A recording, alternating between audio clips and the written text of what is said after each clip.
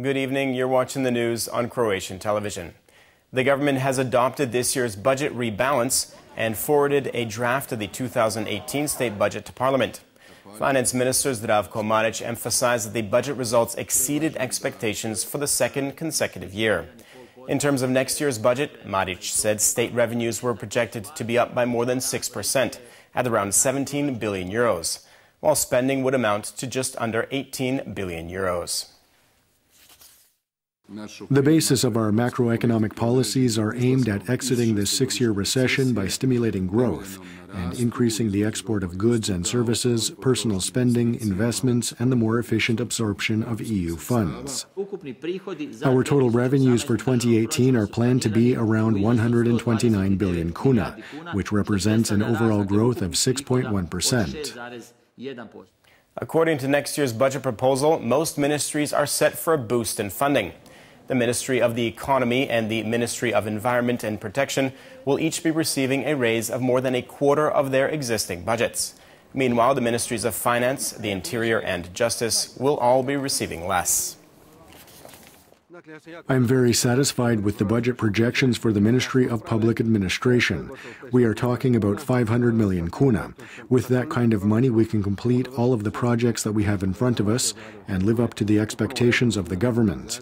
Our main priority is the digitalization of our services through the e-Citizen project. I'm happy because we got a little more funding, but it's not important who got more and who got less. As far as the Ministry of the Sea, Transport and Infrastructure is concerned, we must continue with restructuring our road sector and the completion of large projects, such as the Pelješac Bridge. Croatia's ailing healthcare sector is set to reap another 1 billion kuna, or 130 million euros, after the budget rebalance to help pay off debts owed by hospitals. And due in part to new fiscal policies adopted through to 2020, the Croatian Health Insurance Fund will receive an extra 66 million euros next year.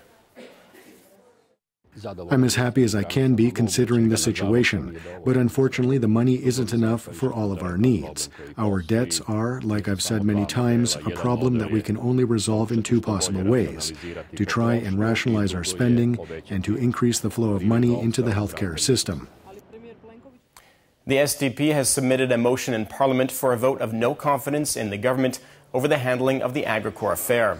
The motion received resounding support from all but one opposition party in Parliament. The debate is set to take place at the end of next week. We've submitted enough signatures for this no-confidence motion.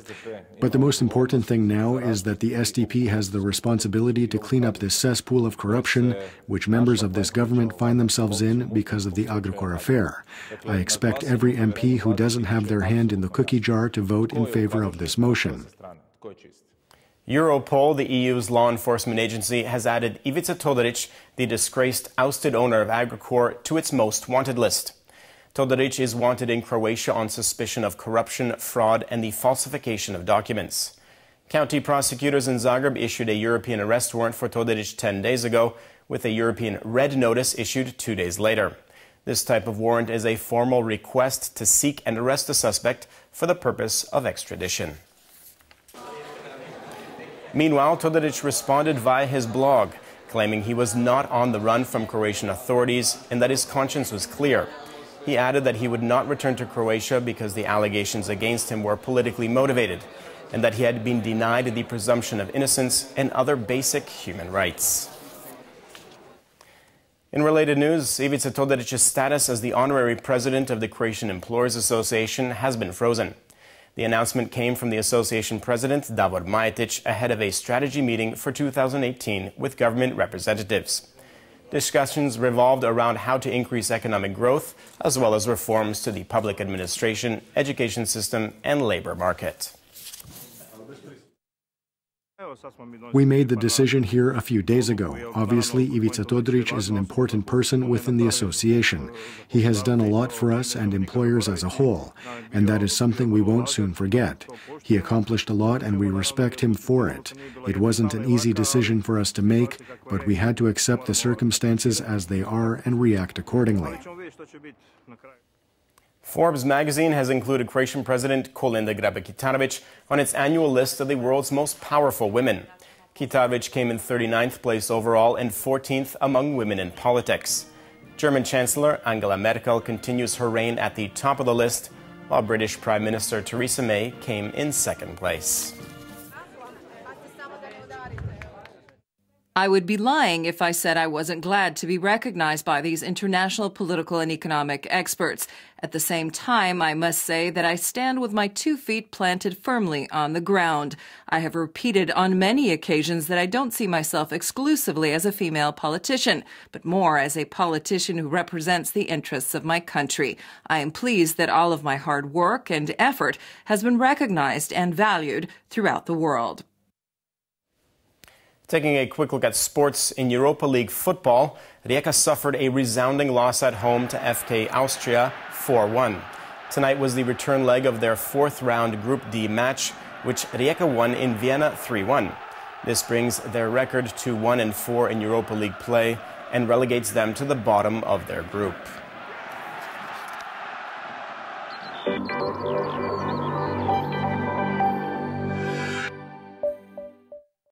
The weather forecast for tomorrow calls for scattered clouds with isolated showers, especially along the Adriatic and surrounding area, where heavier rain may be accompanied by thunderstorms.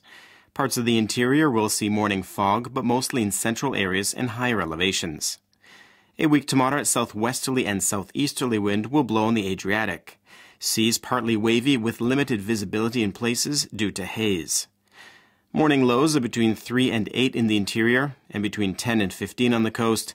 Will give way to highs of 11 to 15 in the interior and up to 19 degrees Celsius in Dalmatia and the Istrian Peninsula. Saturday will be stable once again and mostly without rain for continental regions. Morning temperatures will be cool, causing fog to linger in places.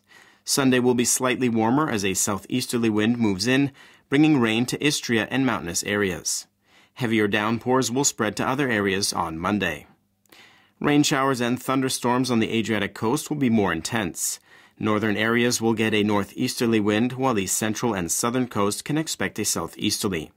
Saturday is set to be the most pleasant in the coming days, with lots of sun and no wind. Light rain may still fall in Rijeka and the surrounding area.